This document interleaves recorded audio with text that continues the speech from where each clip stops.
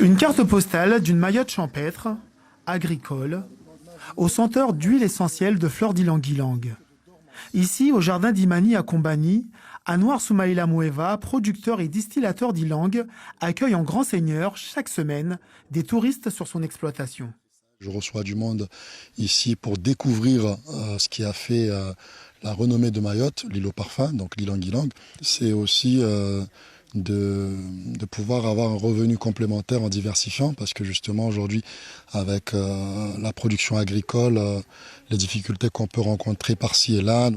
Pour ouvrir cette journée découverte, rien de mieux qu'un petit déjeuner pays. C'est pas la bonne gourde. C'est très bon, délicieux. C'est bien d'être un petit peu comme ça en convivialité. Judy et Didier sont médecins au centre hospitalier de Mamoudzou. Cette sortie est un grand bol d'air pour eux.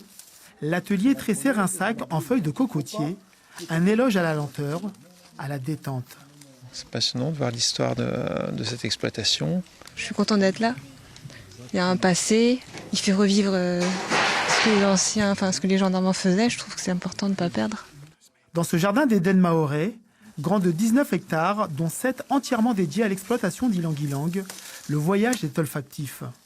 Elias et son épouse Nina vivent à Rennes. En vacances à Mayotte, ce retour au pays natal respire comme une renaissance. En fait, quand on réside ici, on n'a pas le réflexe de visiter vraiment ce qu'il y a comme richesse à Mayotte. Une fois qu'on est en France, on voit les gens venir ici faire des choses, on se dit qu'en fait, on a pas mal de richesses. Donc là, on s'est dit, on va venir voir le ylang, parce que moi, mon père, il était cultivateur. La récolte de la reine des fleurs terminée, nos agriculteurs du dimanche s'appliquent désormais à trier les fleurs les plus jaunes, condition obligatoire pour espérer obtenir l'une des huiles essentielles les plus pures du monde. Âgé de 37 ans, Anwar Soumaïla Moueva a repris l'exploitation agricole de son grand-père à Combani en 2017, après plusieurs années de vie à Marseille.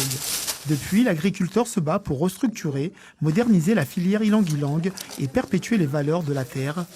Et il faut croire que les touristes abondent dans son sens,